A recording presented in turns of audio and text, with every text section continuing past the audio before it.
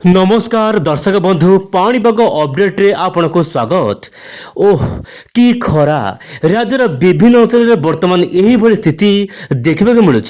लोक मैंने डाकिले त्राही त्राही कारण गाँव ठू सहर सबुठी गरम जी अस्तव्यस्त करूनी ताठारू बड़ी जाऊँगी गुलुगुली उपकूल उपात सबुठी जारी रही रौद्र तापर असल चित्र।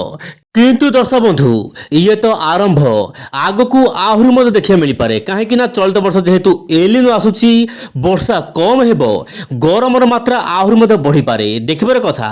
किंतु वर्तमान स्थिति जानिबा आगामी 24 घंटा केउ जिले रहिबो पाणीपागर मिजाज केउ जिले रहिबो वर्षार स्थिति आसंतु आलोचना करिबा। हेले ता पूर्व दर्शक बंधु चैनल नुआ थिले चैनल को एबे सब्सक्राइब करंतु। आपण केउ जिले आज वीडियो देखुछंती कमेंट बॉक्स रे आपनकर मत प्रकाश करंतु आपन जिल्लार नाम लिखंतु लिखंतु जय जगन्नाथ। आप देखु वर्तमान समय दर्शक बंधु उत्तर पूर्व राज्य में वर्तमान लगातार वर्षा होउछि कहीं पश्चिम झाड़ सक्रिय रही सहित जो रोचे आप पश्चिमबंग उपकूल में गोटे घूर्णिबल रही घूर्णिबल किसी रेखा ओडिशा आड़क आसी जहाँपाई कि वर्षा हो पारे बोली जहाँ वर्तमान समय अपडेट आसूची। किंतु गत 24 घंटा मध्य देखा देशर विभिन्न भाग में तापमात्रा को लेकिन बड़ खबर आप देखु दर्शक बंधु देशर विभिन्न भाग में भयंकर स्थिति देखा मिलूँ। ଆପଣ ଦେଖନ୍ତୁ ମୋବାଇଲ ସ୍କ୍ରିନରେ उत्तर प्रदेशର दर्शक बंधु बांदा ଅଞ୍ଚଳରେ ପ୍ରାୟ 47.6 डिग्री दर्शक बंधु 47 डिग्री तापमात्रा 50 डिग्री रु मात्र 3 डिग्री कम रही अनुमान करथबे सही जगह तापमात्रा केमित रहिथबो आपण सारणी मध्ये देखि पारथिबे देशर विभिन्न भागर मानचित्र माध्यम रे देखंतु। किंतु दर्शक बंधु ओडिसा रे केमित रहबो आगामी 4-5 दिन पाणीपागर मिजाज आपण देखंतु डे 1 माने 28 तारिख रे आज केतक अंचल रे वर्षा सहित घड़घड़ होई पारे स्थान विशेष दर्शक बंधु स्कॉली ओदर देखा मिल पारे। यह सहित डे 2 एप्रिल 29 तारिख दर्शक बंधु ठंडस्टॉर्म सहित लाइटिंग हो पारे। यह सहित आप डे 3 एप्रिल 30 तारिख में ठंडस्टॉर्म सहित लाइटिंग हो पारे। यह सहित मे 1 तारिख में वर्षा पाग अनुकूल हो पारे। किंतु मे 2 मे 3 और मे 4 तारिख पाणीपाग तरफ कौन सूचना दि जाए ना किंतु पर्व समय यह अपडेट हो पारे। आप चैनल सहित प्रतिदिन जड़ित हो रुहतु। दर्शक बंधु इंडिया चैनल आपको टेक्निक पाणीपाग तथ्य देवाक चेष्टा करिवो कहीं आप जानवा चाहूँगी आप जिले तापमात्रा पाणीपाग मिजाज आप देखु जगतसिंहपुर में आगामी 24 घंटा मध्य कालबैशाखी हो पारे केन्द्रापड़ा में कालबैशाखी हो पारे बोली से येलो अलर्ट जारी कर आंचल पाणीपाग तरफ। यह सहित जो रोचे आप भद्रक सहित बालेश्वर आखपाख अंचल में कालबैशाखी सहित वर्षा हो पारे बोली जहाँ जनापड़ी हिट वेव कंडीशन रही पारे स्थान विशेष हिट वेव कंडीशन रही पारे। किंतु यह सहित जो रोचे मयूरभंज केउझर सहित ढेकानाल केतक अंचल में गरम गुलगुल रहिबो ऊपर बेला समय काल बैशाखी देखा मिल पारे। यह सहित नयागढ़ कंधमाल पुरी में काल बैशाखी देखा मिल पारे। दर्शक बंधु आप मोबाइल से देखु जहाँ जनापड़ी जो रोचे बलांगीर यार आखपाख अंचल में हिट वेव कंडीशन आगामी 24 घंटा रही पारे जहाँ जनापड़ी। किंतु आप देखु रायगढ़ में वर्षा रही पारे सहित गजपति में हल्का वर्षा रही पारे गंजाम में वर्षा देखा मिल पारे।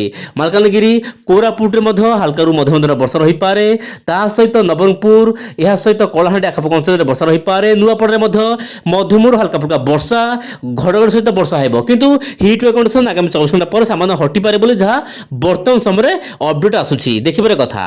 किंतु वर्तमान जहाँ जनापड़ी गत 24 घंटा मध्य ओडिशा में वर्षा देखा मिलूँ। गंजाम सोरड़ा में सर्वाधिक 55 क्षमा करेंगे 53 मिलीमीटर वर्षा देखा मिलूँ। तलक दर्शक बंधु गंजाम धाराकोट में देखा मिलूँ। यही भाव में ओडिशा विभिन्न अंचल में हल्का फुल्का वर्षा देखा मिलूँ। नयागढ़ बलांगीर सहित जो रोचे सुंदरगढ़ बरगढ़ गंजाम एवं मयूरभंज केतक अंचल में काल बैशाखी वर्षा देखा मिलूँ। आप मोबाइल देखिले किंतु वर्तमान समय वायु चलन लेकिन कौन रही बड़ खबर आप देखु। दर्शक बंधु मुझे कहली पश्चिमबंग उपरे सक्रिय घूर्णिबल एवं यह सहित जो रोचे जड़ित निम्नचाप रेखा ओडिशा पर्यंत व्यापी रही जहाँपाई कि दर्शक बंधु आज 30 अप्रैल पर्यंत ओडिशार अधिकांश जिले में बिजुली घड़घड़ सहित वर्षा हो पारे। दर्शक बंधु कहीं वर्तमान समय जो अपडेट रोचे आप देखु किंतु गुलुगुली रहिबो उपकूल ओडिशा जेहेतु सामुद्रिक अंचल रोचे सामुद्रिक वायुर प्रभाव रोचे वर्षा रहिबो किंतु जेहेतु खरा दिन चलती गुलुगुली रहिबो। आप देखु वर्तमान सामुद्रिक वायुर प्रभाव रोचे ପଶ୍ଚିମବଙ୍ଗ ଉପକୂଳରେ ଘୂର୍ଣ୍ଣିବଳୟ ସୃଷ୍ଟି ହୋଇଛି। ଏପଟେ ଗୁଜରାଟ ଆଡ଼ୁ ମଧ୍ୟ କିଛିଟା ଶୁଷ୍କ ବାୟୁ ଆସୁଛି, ଯାହା ପାଇଁ କି ଶୁଷ୍କ ବାୟୁ ଜଳବାଷ୍ପପୂର୍ଣ୍ଣ ବାୟୁ ମିଳନ ହେବ ବର୍ତ୍ତମାନ ସମୟରେ ଯାହା ଜଣାପଡ଼ୁଛି। କିନ୍ତୁ ଆପଣ ଦେଖନ୍ତୁ ବାଂଲାଦେଶରେ ଅତ୍ୟଧିକ ଭାରୀ ବର୍ଷା ରହିପାରେ, ପଶ୍ଚିମବଙ୍ଗ ଆଖପାଖ ଅଞ୍ଚଳରେ ମଧ୍ୟ ଅତ୍ୟଧିକ ଭାରୀ ବର୍ଷା ରହିପାରେ। ବାୟୁର ଚଳନ ମାଧ୍ୟମରୁ ଜଣାପଡ଼ୁଛି ଆଗାମୀ 24 ଘଣ୍ଟା ପାଇଁ ଏହିସବୁ ରାଜ୍ୟଗୁଡ଼ିକରେ ଦେଶଗୁଡ଼ିକରେ ବର୍ଷା ରହିପାରେ। ଖାସ୍ କରିକି ଯେଉଁ ବାଂଲାଦେଶକୁ ଲାଗିଥିବା ପଶ୍ଚିମବଙ୍ଗର ବିଭିନ୍ନ ଜିଲ୍ଲାରେ ବର୍ଷା ରହିପାରେ। କିନ୍ତୁ ଓଡ଼ିଶାରେ ବର୍ଷା କେମିତି ରହିବ ଆପଣ ଦେଖନ୍ତୁ, ଓଡ଼ିଶାରେ ମଧ୍ୟମରୁ ପ୍ରବଳ ବର୍ଷା ରହିବ। ଆପଣ ଦେଖନ୍ତୁ ଥଣ୍ଡରଷ୍ଟର୍ମ ଲାଇଟନିଂ ସହିତ ବର୍ଷା ରହିପାରେ।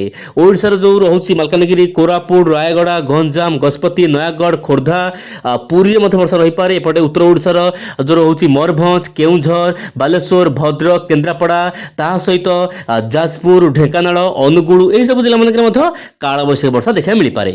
ଏପଟେ କିଛି ବାତ୍ୟାକୁ ନେଇକି ମଧ୍ୟ ବଡ଼ ଖବର ଆସୁଛି। ମଡେଲ ରହୁଛି, କ'ଣ ମଡେଲ ଆକଳନ ରହୁଛି ଆପଣ ଦେଖନ୍ତୁ। ଜିଇଏଫଏସ୍ର ମଡେଲ ଯେଉଁ ରହୁଛି ଏସାବୁଲ ମଡେଲ ମେମ୍ବରମାନେ ଆକଳନ କରୁଛନ୍ତି ଗୋଟିଏ ଲଘୁଚାପ ସୃଷ୍ଟି ହେବ, ପରବର୍ତ୍ତୀ ସମୟରେ ଏହା ନେଇପାରେ କିଛି ଅଲଗା ରୂପ, ମାନେ ବାତ୍ୟା ପାଖାପାଖି ରୂପ ନେଇପାରେ ବୋଲି ଯାହା ସୂଚନା ଦେଉଛନ୍ତି ଲଙ୍ଗ ରେଞ୍ଜ ଫୋରକାଷ୍ଟ ମାଧ୍ୟମରେ, ମାନେ ଦୀର୍ଘ ମିଆଦୀ ଆକଳନ। ଏହି ଅପଡେଟ୍ ପରିବର୍ତ୍ତନ ହୋଇପାରେ। ଦର୍ଶକ ବନ୍ଧୁ ଧ୍ୟାନ ଦିଅନ୍ତୁ ବା ନୋଟ୍ କରନ୍ତୁ, ଏହି ଅପଡେଟ୍ ପରିବର୍ତ୍ତନ ହୋଇପାରେ, କିନ୍ତୁ ଆଭାସ ବର୍ତ୍ତମାନ ସମୟରେ ଅପଡେଟ୍ ଦେଉଛନ୍ତି। ଲଗାତାର ମଧ୍ୟ ଅପଡେଟ୍ ଆସୁଛି କିଛି ମଡେଲ ତରଫରୁ, ଇସିଏମ୍ ଡବ୍ଲ୍ୟୁଏଫ୍ ମଡେଲ, ଜେଫଏସ୍ ଏଆଇ ମଡେଲ ତରଫରୁ କି ଗୋଟିଏ ଲଘୁଚାପ କେନ୍ଦ୍ର ସୃଷ୍ଟି ହୋଇପାରେ ପ୍ରାୟ ମେ ମିଡ୍ ୱିକ୍ରେ। ଦର୍ଶକ ବନ୍ଧୁ ମେ ମଧ୍ୟଭାଗରେ ଗୋଟିଏ ଲଘୁଚାପ ସୃଷ୍ଟି ହେବ, ପରବର୍ତ୍ତୀ ସମୟରେ ଏହା ବାତ୍ୟା ରୂପ ନେଇପାରେ। କିନ୍ତୁ ଆମେ ଭାରତୀୟ ପାଣିପାଗକୁ ଫଲୋ କରିବା, ଆଗାମୀ ଦିନରେ ଭାରତୀୟ ପାଣିପାଗର କ'ଣ ସବୁ ଅପଡେଟ୍ ରହୁଛି ଆଲୋଚନା କରିବା ଆଗାମୀ ଦିନ ମାନଙ୍କରେ। ପାଣିପାଗର ସମସ୍ତ ଅପଡେଟ୍କୁ ଆପଣ ଫଲୋ କରନ୍ତୁ, କିନ୍ତୁ ଆମେ ସତର୍କ ରହିବା ଯେହେତୁ ମେ ମାସ ଆସୁଛି।